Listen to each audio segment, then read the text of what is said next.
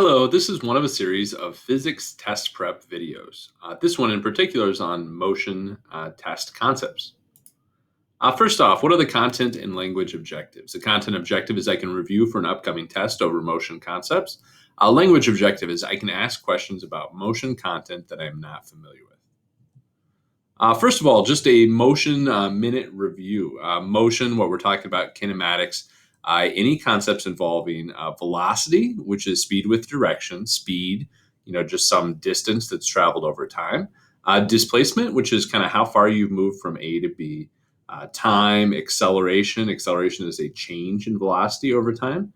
And then velocity initial, velocity final. If velocity initial, how fast you're going at the beginning of some circumstance, velocity final, how fast you're going at the end.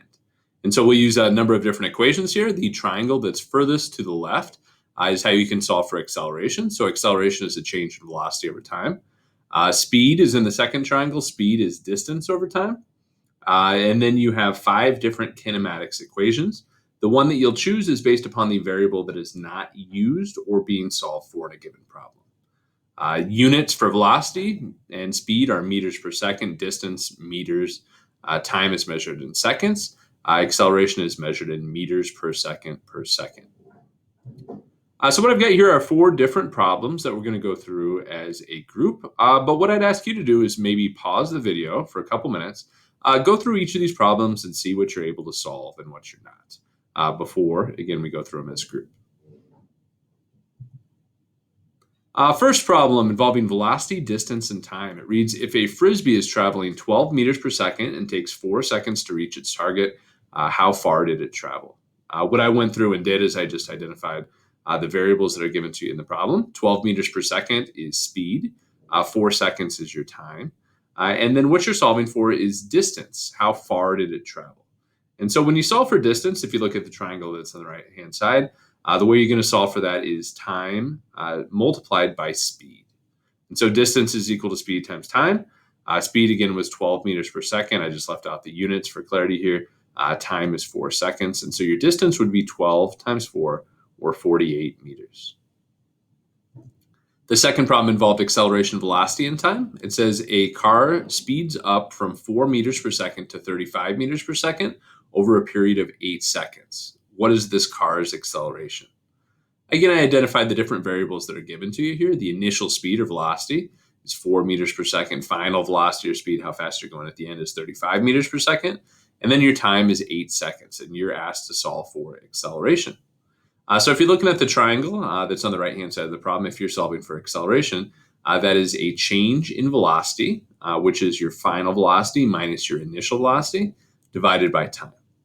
And so acceleration is equal to change in velocity. That's that delta, that triangle, divided by time. Your change in velocity is your final velocity, 35 minus 4, to give you 31 meters per second as your change, divided by 8, gives you an acceleration of 3.875 meters per second per second. The third problem, I think, is the most difficult one here. It says an airplane on a runway starts at rest and must speed up to 70 meters per second to take off. If takeoff requires 8 seconds to speed up, what is the minimum length of this runway? And so again, what you're given is you're given your initial speed. It starts at rest, or 0 meters per second. It says speeds up to 70 meters per second. That would be your final speed, how fast you're going at the end to take off. It says takeoff requires 8 seconds. That's the time to speed up from at rest to 70 meters per second. What's the minimum length for this runway? You're asked to solve for displacement. How far from start to finish? So when I look at the different variables that you're given here, you're given initial speed, displacement, time, final speed. What you're not using at all is acceleration. And so that means, since acceleration is not used, you're going to want to use the first equation that's given of these 5 kinematics equations. That equation says delta x is equal to 1/2 VI, your velocity initial, how fast are you going at the beginning, plus VF times time. And so 0.5 is what I've got just for a half, times VI plus VF times time. Half times 0, your initial speed, plus 70 times your time is 8. The minimum distance that you need to speed up on this runway is 280 meters. Finally, the last problem is a free fall problem. Free fall is just kinematics, but you're moving up and down instead of back and forth. It says a ball is thrown up into the air from the top of a 30-meter bridge. If it is traveling negative 40 meters per second right before it lands, how fast was it thrown up in the air? Again, what we've got here is displacement. Distance is what you can think of with displacement. It is traveling negative 40 meters per second right before it lands. So that's your final velocity, your final speed. What you can assume in free fall problems is your acceleration on Earth is going to be negative 9.8 meters per second per second. What you'll notice in this problem is time is not used or asked to be solved for at all. And so what we're going to want to do is use the bottom equation of this kinematics equation over here. The equation is velocity final squared is equal to velocity initial squared plus 2 times acceleration times change in position or displacement. And so negative 40 squared is equal to VI squared plus 2 times negative 9.8 times negative 30. The reason this is a negative 30 for displacement, even though it listed as 30 above, is because you're ending lower than you started. Since you're going down, your displacement would be negative. You're given a velocity initial squared then is equal to 1600 minus 588.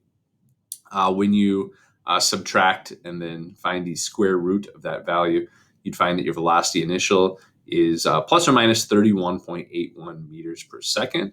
Why plus or minus? Because again, when you find the square root of something, plus or minus, in this circumstance, the answer would be 31.81 meters per second. It is not negative since your object was being thrown into the air.